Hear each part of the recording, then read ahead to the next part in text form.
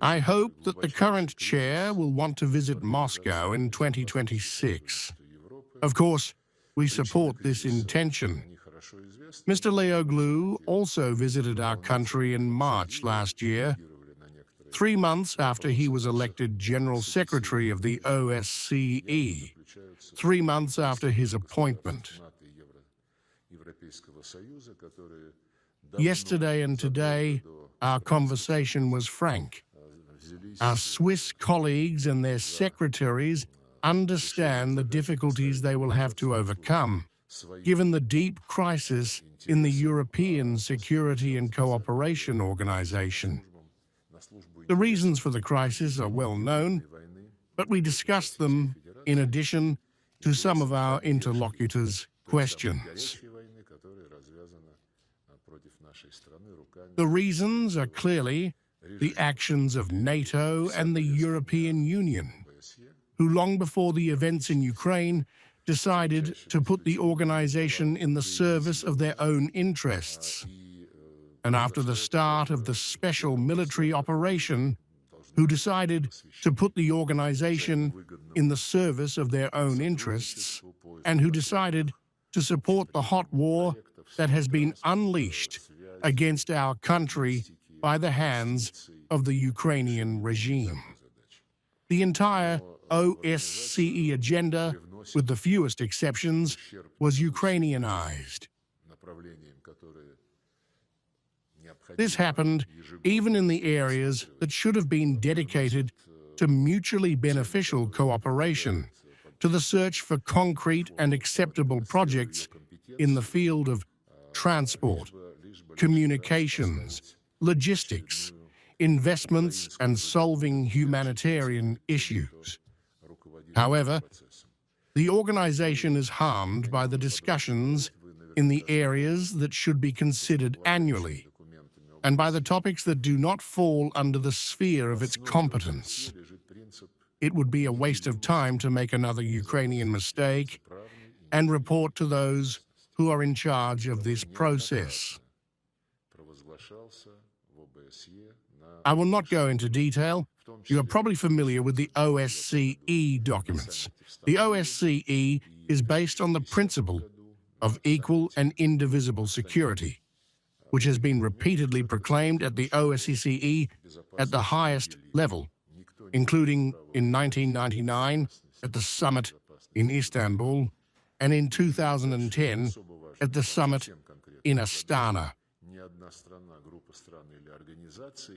These documents clearly state that security is indivisible, that no one has the right to strengthen their security at the expense of the security of others, and that no country, group, country, or organization has the right to claim dominance in the OSCE space.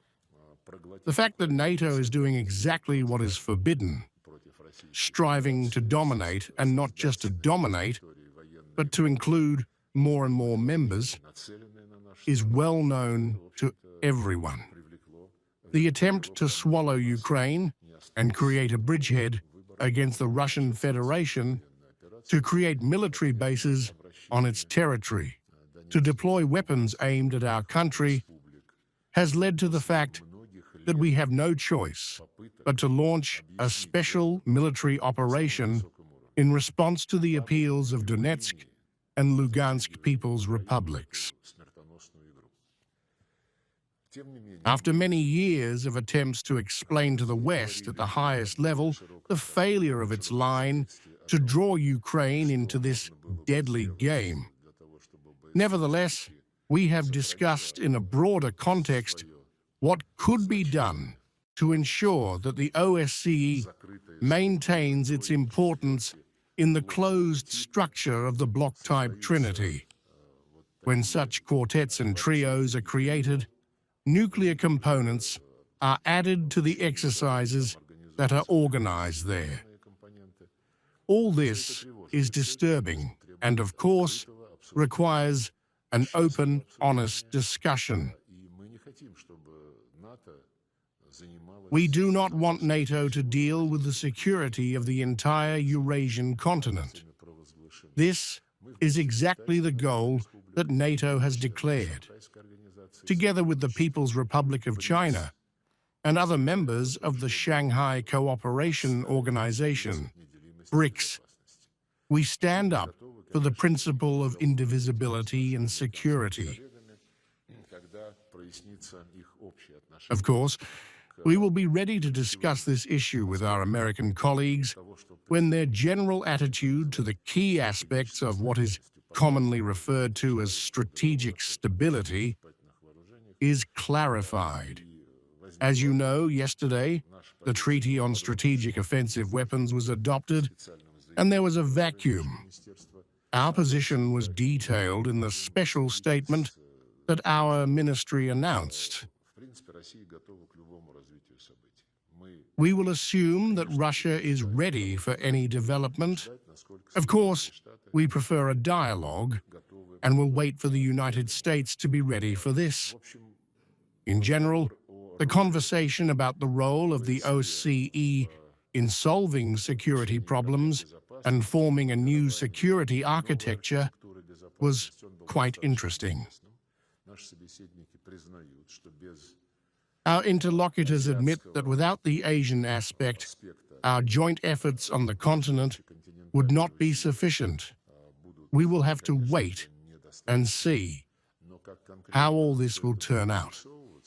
In any case, together with our Belarusian friends, we have initiated the development of the multipolarity map of the 21st century, which will be considered at the third Minsk Security Conference in the fall of this year.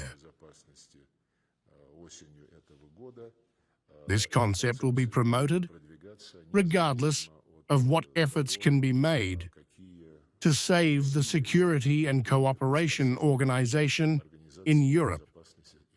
We will see how it can retain its importance and how it can fit into the common work on the problems of continental security and the possibilities of continental mechanisms for maintaining security and stability. We have explained in detail that all three branches of the OSCE, military, political, economic, and humanitarian, are either in complete stagnation or in the process of Ukrainianization, as I said at the beginning of my speech.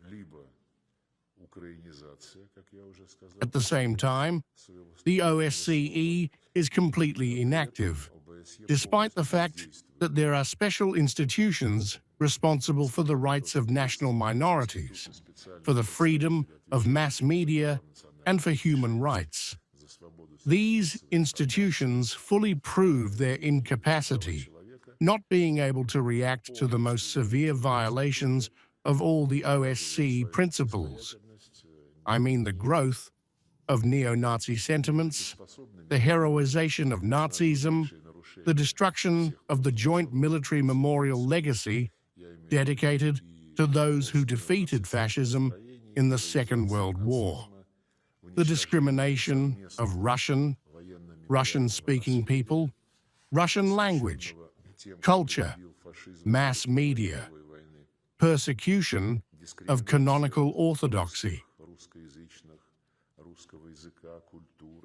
All this is typical not only for Ukraine. There is a similar phenomenon in the Baltic states. In modern Moldova, the OSCE is losing its reputation when it silently looks at the most severe violations of the high principles of this organization. There is also stagnation in the economic sphere. The Swiss chairman and the Secretary General have plans to revive activities in these areas. We have said that we will be ready, given that there can be no discrimination in the organization of such events, both from the point of view of the circle of guests and from the point of view of all delegations, to get to the place of the event without any problems. Another serious problem is the humanitarian aspect. I have already mentioned how these institutions are silent when they observe the violations.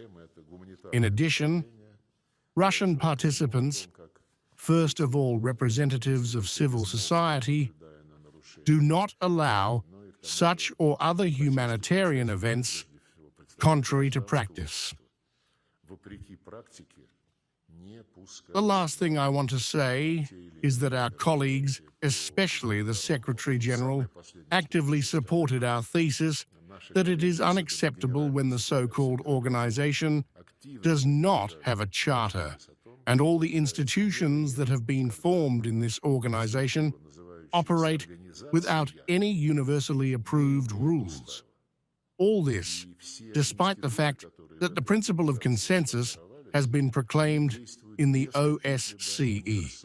We, the Russian Federation, together with our allies in the CIS and the OSCE, almost 20 years ago in 2007, distributed specific proposals, including a draft charter, a draft document that defines the principles and rules of operation of all OSCE institutions.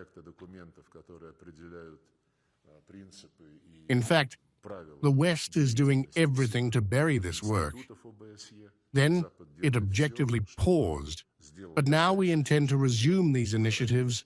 We need to restore order in this organization, especially when it comes to monitoring the elections. There was an indecent situation when 10 observers went to the so-called developed democracies in one country, and hundreds went to the country to the east of Vienna, as it is customary to say. The shame that the Bureau of Democratic Institutions and Human Rights had when it observed what was happening in Romania in the first round of elections. After this round, as you know, the candidate who became the leader was simply removed from the race with the OSCE's complete silence. Something similar happened, or rather, not something similar, but a similar kind of crowd was allowed during the elections that took place in Moldova. And again, the OSCE actively played, along with those who in every possible way encouraged the frankly pro-West, anti-Russian course of the modern Moldovan authorities. So there are a lot of tasks. We have never had a lack of goodwill when it came to helping to prevent the collapse of the Security and Cooperation Organization in Europe. It seems to us that the Swiss chairman and the Secretary General have an understanding of the depth of the crisis, and there is a desire to try to overcome the current situation. Our advice, which we gave to our interlocutors, is not to try to swing on some global initiatives, so to speak. Let's make the OSCE the central structure of almost everything that is happening in this part of Eurasia.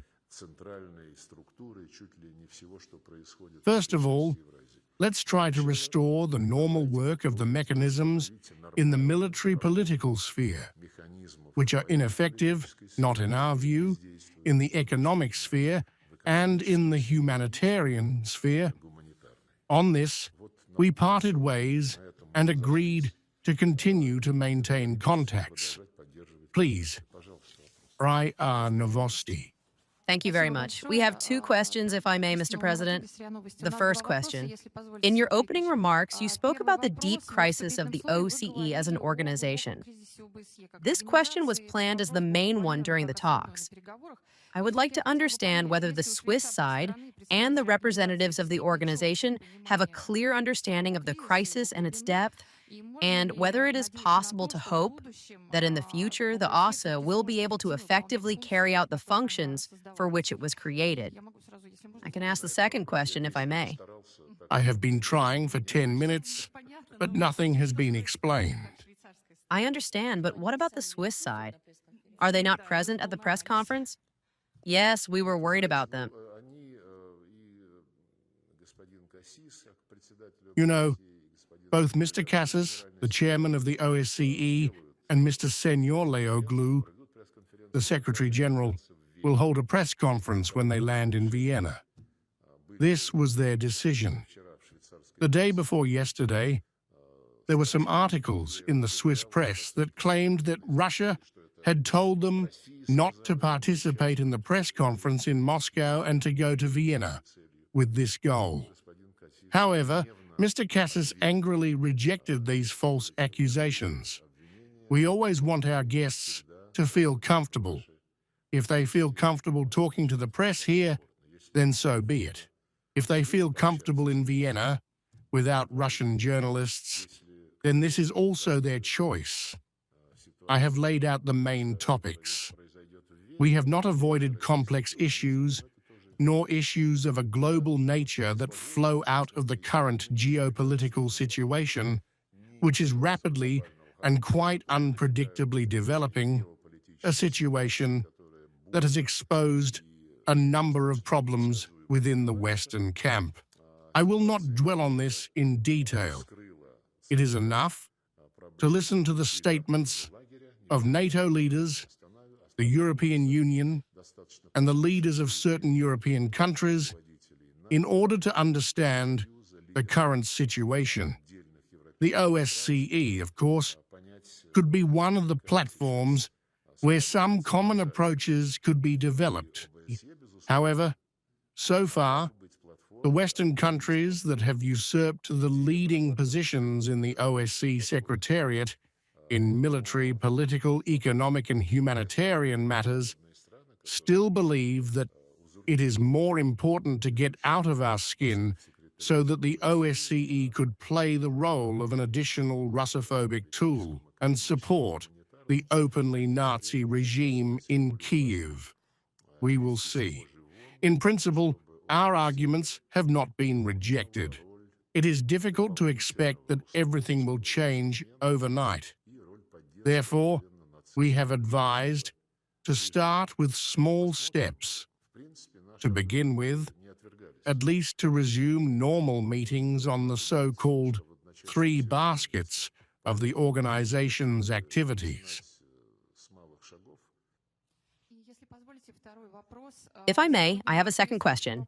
Today in Moscow, an attempt was made on one of the participants of the Russian negotiating group, Deputy Chief of Staff Vladimir Alexeyev. How can you comment on this?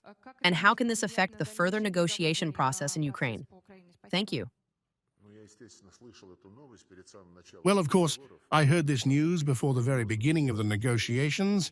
I am not going to make any predictions. This is not my function. It will be decided by the leadership of our country. But the fact that this terrorist act, once again, confirmed the purpose of Zelensky's regime is to launch constant provocations aimed in turn at the collapse of the negotiation process. And the regime is ready to do everything to convince its Western sponsors not to lag behind the United States in their desire to knock them off course, to achieve a just settlement. И завершающий вопрос, пожалуйста, Евроньюз.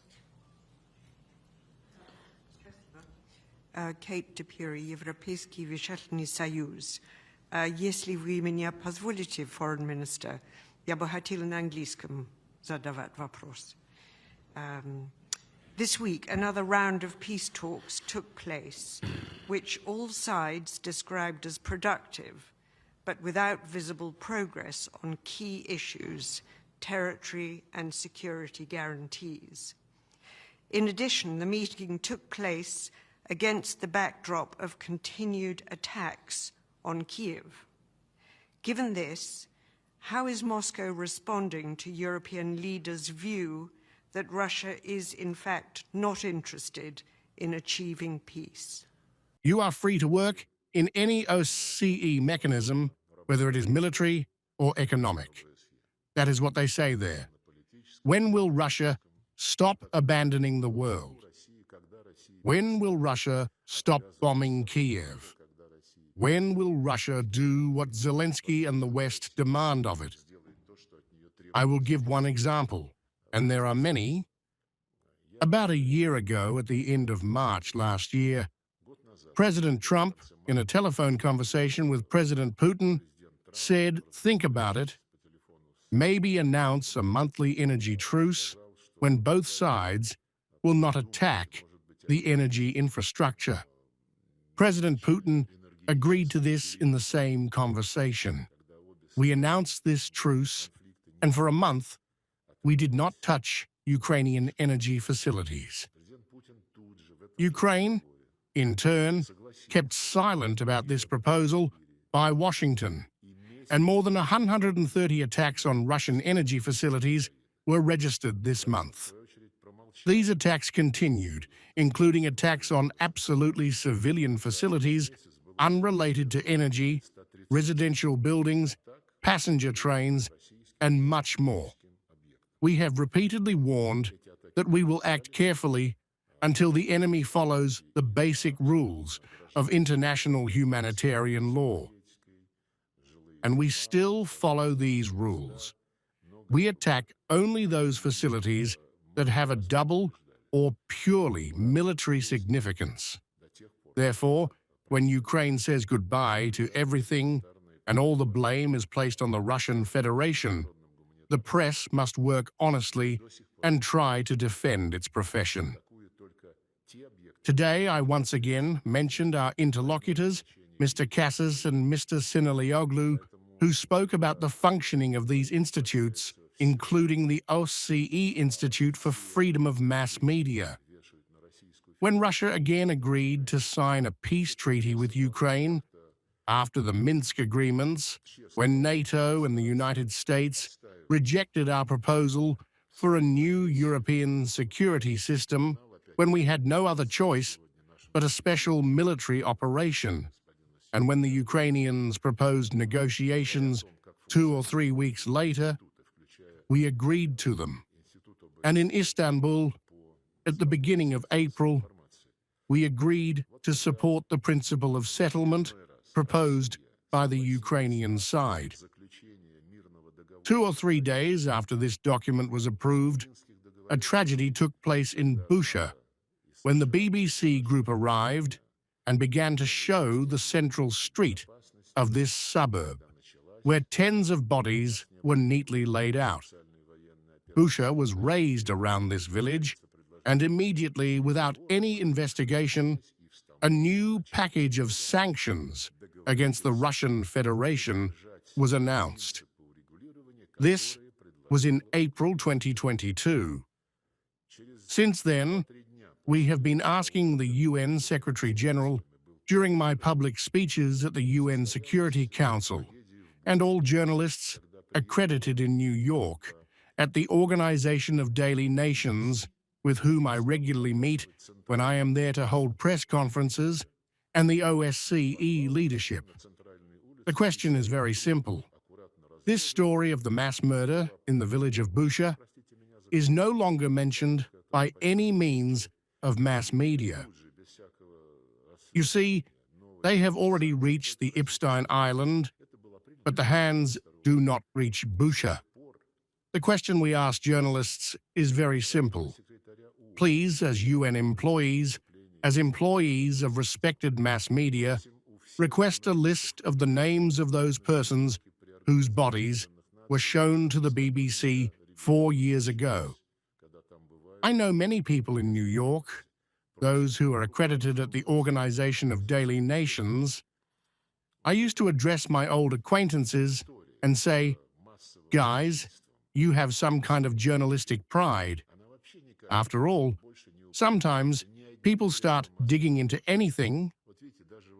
In particular, it is very fashionable to dig into the question why Russia is not interested in achieving peace. This is an abstraction that can be answered endlessly, and this question can be asked endlessly. And here is the simplest thing. Who was killed in Bushehr? Why can't we get the names?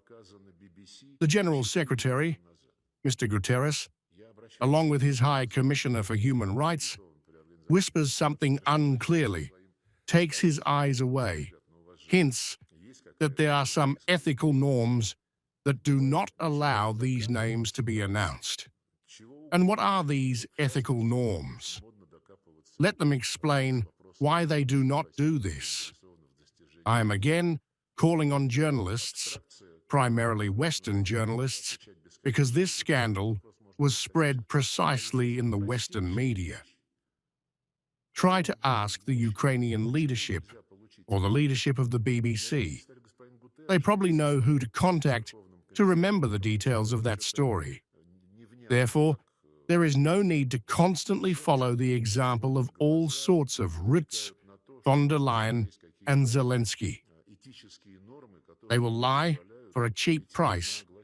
And now you see, the topic of stopping the fire and at the same time guaranteeing Ukraine's security, as Zelensky demands, these guarantees should be approved in parliaments, in the United States Congress, otherwise it will not be serious. Well, in general, the master expresses his wishes to everyone else. The security guarantees, once again, I will address you in April 2022, they were agreed upon on the basis of the project proposed by the Ukrainian side.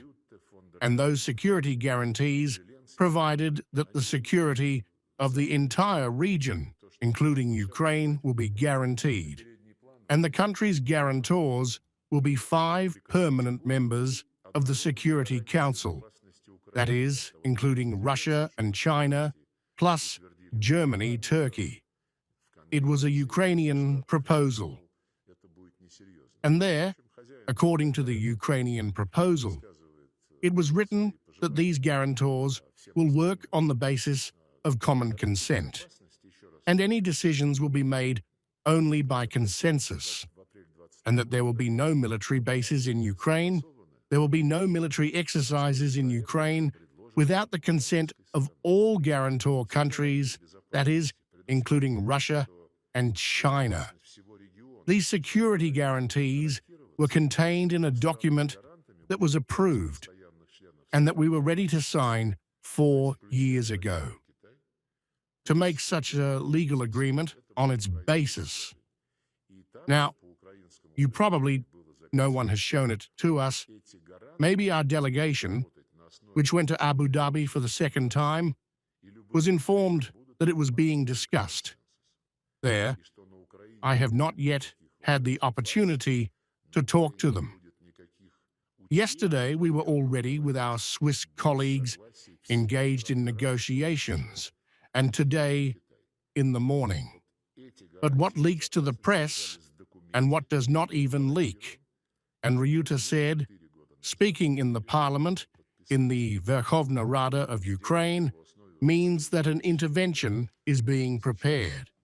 He said that security guarantees provide automatic actions of the coalition of those who wish, at one stage on their own, and at another stage with the support of the United States, that Britain and France are ready to place their troops on Ukrainian territory. That is, everything is exactly the opposite compared to those collective guarantees that we and the Ukrainians agreed on in April 2022. Then it was fair. And now, these are guarantees of security of the regime that the West wants to preserve at any cost, as long as it continues to bite the Russian Federation, and as long as it continues to provide its territory for the deployment of Western weapons. It is clear that the conversation is not serious, but few people now remember about that period. You know, these are awkward questions why they do not give names, awkward questions why the Ukrainians were forbidden 4 years ago to sign the peace treaty of Russia, which had already been paraphrased. This is not the case. History is cancelled. History begins where it is convenient for our Western colleagues. This is how it was after the coup in February 2014, when, in violation of the agreement, Guaranteed by Germany, France and Poland, the putschists captured the administrative buildings in the morning, declared themselves victors, began to hunt for the then president, and the first such loud signal about themselves they sent right on the day of the seizure of power. They said, "We will cancel the status of the Russian language." And secondly, they sent the militants to storm the buildings of Crimea. And then the Crimeans said, "We do not want to have anything in common with you." They held a referendum, declared independence, and then joined the Russian Federation. When the West began to discuss all this before the special military operation, the Minsk agreements, the formats that were created, the role of the OSCE, they kept saying, well, it all started from the fact that you occupied, annexed Crimea. We say, wait a minute, but the coup d'etat, contrary to the guarantees that the EU members gave, no, it does not matter. What was before the referendum in Crimea, it's all cancelled. The West is ashamed of it, or maybe not ashamed, but just by his usual habit, does not want to talk about a topic where he has no arguments. Therefore, it is necessary to see the history in all its diversity, including the primary cause of all conflicts. I will finish with a quote. We also talked about this today with our interlocutors. The People's Republic of China has put forward a number of major initiatives. Recently, the Global Governance and the Global Security Initiative. It was formulated by President Xi Jinping in February, I think, 2023. It contains, regardless of any specific situation, the principle of resolving any conflict. And one of these principles is very clearly formulated. When approaching any conflict, it is necessary to carefully, specifically understand its primary causes. Having determined its primary causes, it is necessary to concentrate all efforts on resolving them. Only on this basis can conflicts be resolved. We fully agree with this assessment by the leaders of the People's Republic of China. And it is this approach that we apply in relation to the conflict that was created by our Western colleagues for many years, by turning Ukraine into an anti-Russia and an instrument of war against our country. The meeting was useful. I hope that all our discussions will not be in vain. Thank you.